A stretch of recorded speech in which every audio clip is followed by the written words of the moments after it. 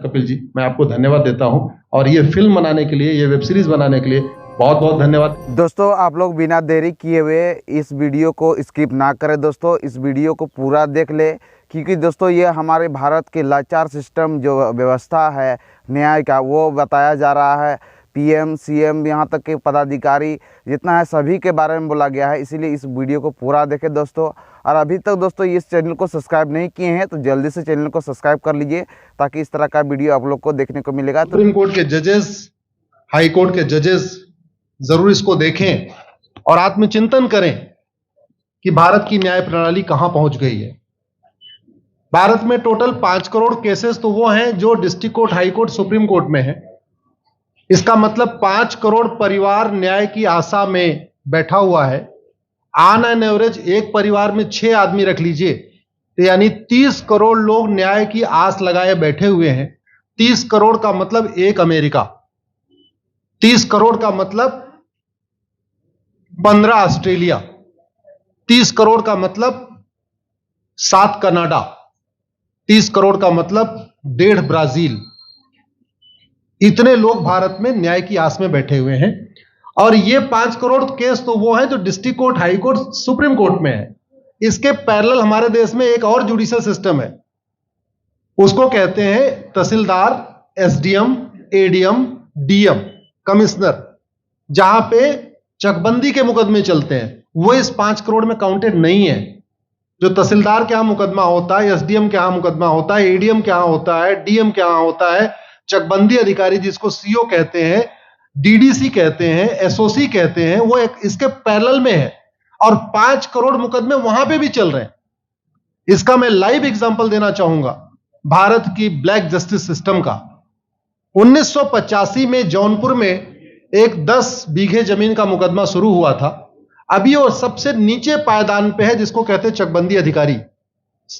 1985 में मुकदमा शुरू हुआ, 2023 आ गया, लगभग 37 साल बीत चुके। 37 साल में यह नहीं तय हो पाया कि असली विल कौन सी है। 2 लोगों ने क्लेम किया, वो कह रहे हैं मुझे विल मिली है, वो कह रहे हैं मुझे विल मिली है। 37 साल में यह नहीं डिसाइड हो पाया असली विल किसकी है। अगर मान लीजिए आज डिसाइड हो जाए तो सीओ के बाद एसओसी, एसओसी के बाद डीडीसी, डीडीसी के बाद हाई कोर्ट, हाई कोर्ट के बाद सुप्रीम कोर्ट, यानी अभी 35 साल और लगेगा, 70 साल लगेगा। सेकंड जनरेशन मुकदमा लड़ रही है, ऑलरेडी सेकंड जनरेशन मुकदमा लड़ रही है। और इसी स्पीड से काम हुआ तो मुझे लगता है थर्ड जनरेशन आके मुकदमा जाके तब जाके सुप्रीम कोर्ट पहुंचेगा। दूसरा एग्जांपल, एक ग्लेरिंग एग्जांपल आपको देता हूं।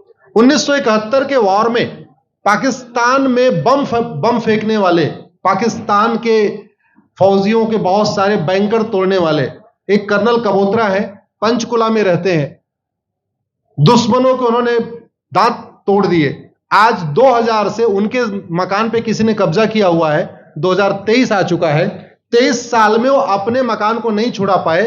अभी मामला पंचकुला की डिस्ट्रिक्ट कोर्ट में है, उसके बाद चंडीगढ़ हाई कोर्ट जाएगा, फिर सुप्रीम कोर्ट जाएगा। तो 23 साल में वो सबसे नीचे पायदान पे है। वास्तविकता यह है, अंग्रेज चले गए, अंग्रेजी कानून यहीं छोड़ गए, अंग्रेजी व्यवस्था यहीं छोड़ गए।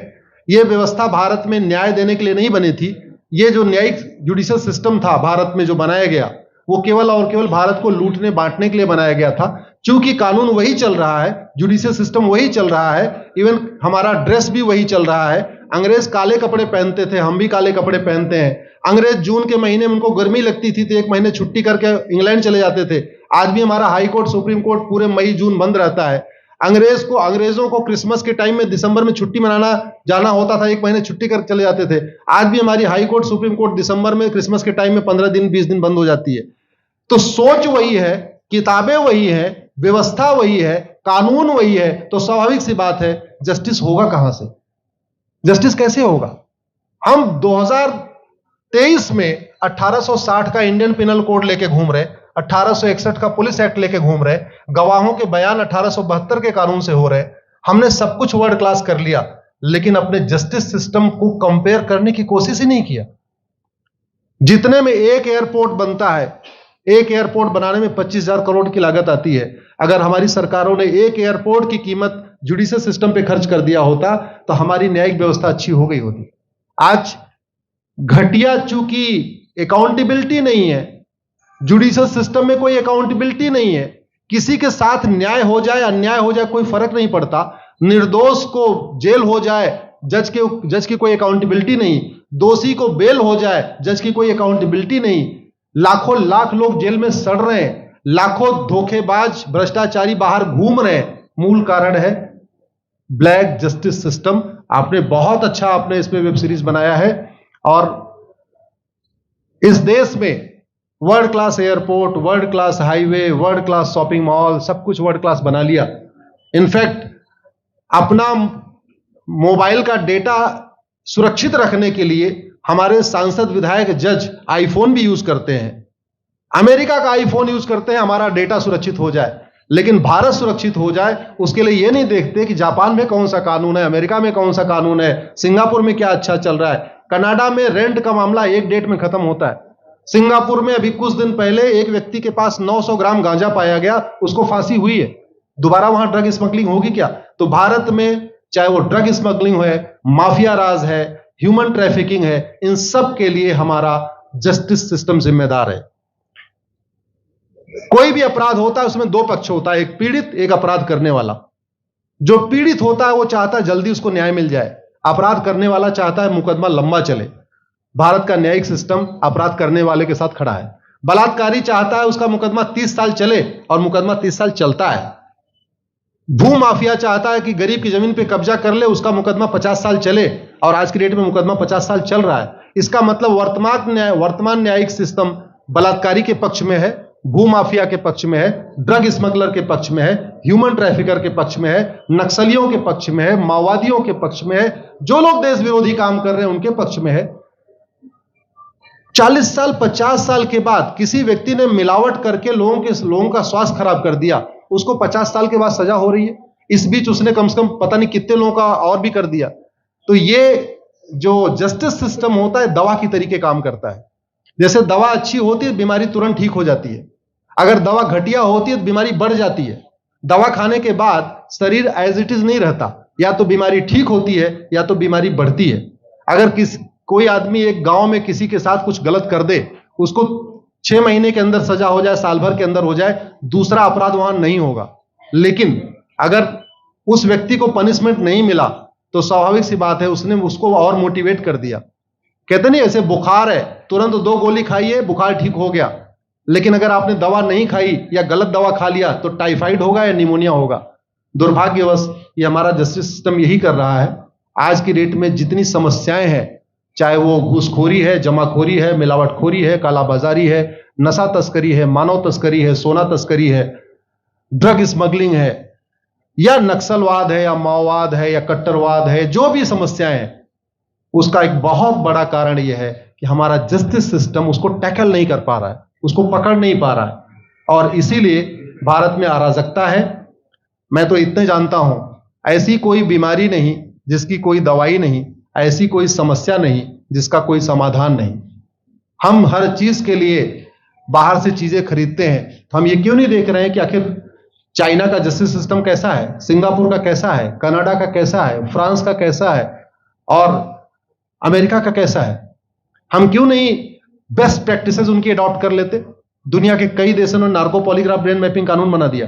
मेरी बहन दीपिका नारायण बैठी हुई है, ये लगातार फॉल्स केसेस के खिलाफ, इनको मैं देखता रहता हूं, एक्टिव रहती है। एक कानून बन जाए नार्को पॉलीग्राफ ब्रेन मैपिंग और कंप्लेन पे अंडरटेकिंग ले लिया जाए कि जो कुछ मैं शिकायत कर रहा हूं इसके लिए मैं अपना नार्को पॉलीग्राफ ब्रेन मैपिंग कराने के लिए तैयार हूं, हजारों की संख्या में फेक केसेस खुद ही खत्म हो जाएंगे। आज की डेट में लोग जुडिशरी की लापरवाही के साथ साथ फर्जी केस से परेशान है, फर्जी गवाही से परेशान है, फर्जी एफआईआर से परेशान है, हजारों परिवार परेशान है। कई बार देखा गया कि जो फैमिली के केसेस होते हैं उसमें कितने सारे फेक केसेस भी आ रहे हैं। तो जो वास्तव में दोषी हैं उनको पनिशमेंट नहीं मिल पा रहा है, जो निर्दोष हैं उनके खिलाफ फर्जी केसेस हो रहे हैं। आज की डेट में गांव में एक दबंग अगर जमीन कब्जा कर लेता है, किसी की हिम्मत नहीं पड़ती उसके खिलाफ कोई गवाही दे दे। लोगों को अपनी जमीन छुड़ाने में 30-30 साल लड़ना पड़ रहा है, 35 साल लड़ना पड़ रहा है। अगर 30 साल 35 साल के बाद कक्कड़ जी उसको अपनी जमीन मिल भी गई तो उसके साथ न्याय कहां हुआ?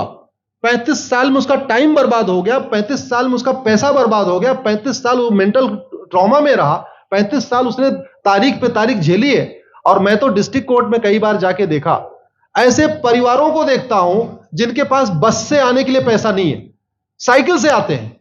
ऐसे परिवारों को देखता हूं जो चाय नहीं पी सकते अपने पैसे से, बेचारे घर से रोटी बांध के और अचार लेके आते हैं, लेकिन वहां मजबूरी में वकील को पैसा देते हैं। तो हमारी कोर्ट कचहरी वास्तव में दलाली का अड्डा बन गया है, हमारी कोर्ट कचहरी भ्रष्टाचार का अड्डा बन गया है। और मैं दुख के साथ कहना चाहूंगा, अदालतों में न्याय हो नहीं रहा है, बल्कि न्याय बिक रहा है। जिनके पास पैसा है, वो उन्होंने कितना बड़ा क्राइम किया हो, मर्डर किया हो, रेप किया हो, उनको जमानत हो रही है। और जिनके पास नहीं है, वो बेचारे जेल में सड़ रहे हैं। कई बार तो देखा गया, मैंने मेरे मर्डर किया एक्स अनंत सिंह ने, लेकिन एक्स अनंत सिंह बाहुबली थे, उन्होंने थानेदार को 20 लाख रुपए दिया, वो वाई अनंत सिंह को लेकर जेल में डाल दिया, नाम वही है। अब उसके बाद क्या हुआ, 20 साल मुकदमा चला और फिर सबूत के अभाव में छूट गया। तो जिसने मर्डर किया वो तो कभी जेल गया ही नहीं, एक निर्दोष जेल गया, 10-20 साल के बाद उसने अपना जमीन बेचा, सब कुछ किया, मां बाप सब कुछ तबाह हो गए, फिर वो सबूत के अभाव में छूट रहा है। तो सबूत के अभाव में अगर 20 साल के बाद छूट भी गया हो, उसका 20 साल कौन लौटाएगा? उसके 20 साल के लिए कौन जिम्मेदार है? उसके 20 साल जो बर्बाद हुआ, उसके लिए संविधान की शपथ लेने वाले जिम्मेदार हैं। संविधान के प्रियम्बल में लिखा है, हम आपको जस्टिस देंगे, हम आपको न्याय देंगे। न्याय देने की जिम्मेदारी किसकी? जिन्होंने शपथ लिया। शपथ कौन लेते हैं? जजेस लेते हैं, सांसद, विधायक, मंत्री लेते हैं। तो आज की डेट में अगर लोगों को न्याय नहीं मिल रहा है, तो इसके लिए वही जिम्मेदार हैं जो संविधान की शपथ लेते हैं। संविधान की शपथ लेने वालों को वेतन, भत्ता, गाड़ी, बंगला इसीलिए मिलता है कि लोगों को न्याय मिल सके, फास्ट जस्टिस मिले, कंप्लीट जस्टिस मिले। अनफॉर्चुनेटली कंप्लीट जस्टिस मिलने में तो 50-60 साल लग जाता है, फास्ट जस्टिस तो सपना हो गया है। इसलिए आज आपने जो ये वेब सीरीज बनाई है, मैं आपको धन्यवाद देता हूं। एक ऐसे विषय पे जिस पे कोई टच नहीं करता, लेकिन जिससे करोड़ों लोग पीड़ित हैं। मैंने कहा ना, 5 करोड़ लोग सीधे district court, high court, supreme court के केसेस से पीड़ित हैं, और 5 करोड़ मुकदमे एसओसी, डीडीसी, तहसीलदार के यहां चल रहा है। तो अगर 5 करोड़ से 30 करोड़ लोग इधर पीड़ित हैं, तो उधर भी पीड़ित है। वास्तव में बहुत बड़ी संख्या भारत में इसी से पीड़ित है।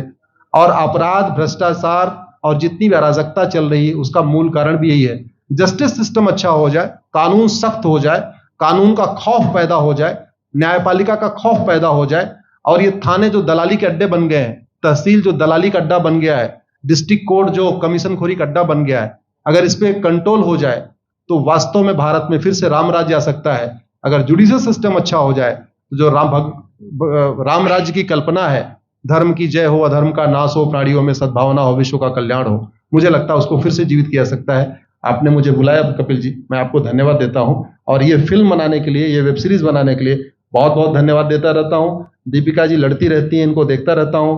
बहन नेहा जी आई हैं, ये अपने गानों से मुझे लगता है बहुत अच्छा आप लिखती हैं। और इसी तरीके से कड़वा सच आप लिखते रहिए, कड़वा सच गाते रहिए। लोग आज की डेट में, यंग जनरेशन कड़वा सच सुनना चाहती है। मीठे झूठ ने इस देश में शुगर, डायबिटीज पैदा कर दिया। भारत केवल लोग डायबिटीज से नहीं पीड़ित हैं, बल्कि हमारी व्यवस्था को डायबिटीज हो चुका है। और उस डायबिटीज को दूर करने के लिए नेहा राठौर जैसी बहनें जो सही बात कह रही हैं, दीपिका जी सही बात कह रही हैं। आप लोग जो है बहुत अच्छा काम कर रहे हैं। और आपने, कक्कड़ साहब, आपने बनाया वेब सीरीज, आपको विशेष आभार, धन्यवाद देता हूं। यही निवेदन करता हूं, इस वेब सीरीज को ज्यादा से ज्यादा देखें। और खास तौर पे अगर आपके जानने वाले कोई जज हैं, कोई आईएएस हैं, कोई आईपीएस हैं, मंत्री, सांसद, विधायक हैं, उनको भी एक बार फोन करके, व्हाट्सएप करके एक बार कहिए कि वो भी इसको जरूर देखें। क्योंकि अल्टीमेटली न्यायिक व्यवस्था बदलने की जिम्मेदारी उन्हीं की है जिनको वेतन, भत्ता, गाड़ी, बंगला, free air ticket, free rail ticket और वीआईपी व्यवस्था मिलती है। ये व्यवस्था उन्हीं को बदलनी है। जय हिंद, धन्यवाद। तो दोस्तों, आप लोगों ने सुना कैसे न्याय व्यवस्था के बारे में बता रहे हैं। ये बातें तो हमको दोस्तों सभी सत्य लगा, अच्छा लगा सुन करके, इसीलिए हम इस वीडियो को देख करके तो लगा कि हम सपोर्ट करें, इसीलिए हम ये चैनल में अपलोड किए हैं। आप लोग को कैसा लगा दोस्तों, ये कमेंट करके ज़रूर बताएं कमेंट बॉक्स में। और दोस्तों, अभी तक फिर से इस चैनल को सब्सक्राइब नहीं किए कह रहे हैं पुनः, तो सब्सक्राइब कर लीजिए। और दोस्तों, ऐसा ही वीडियो देखने को मिलेगा इस चैनल में। तो फिलहाल के लिए दोस्तों अलविदा आप सब।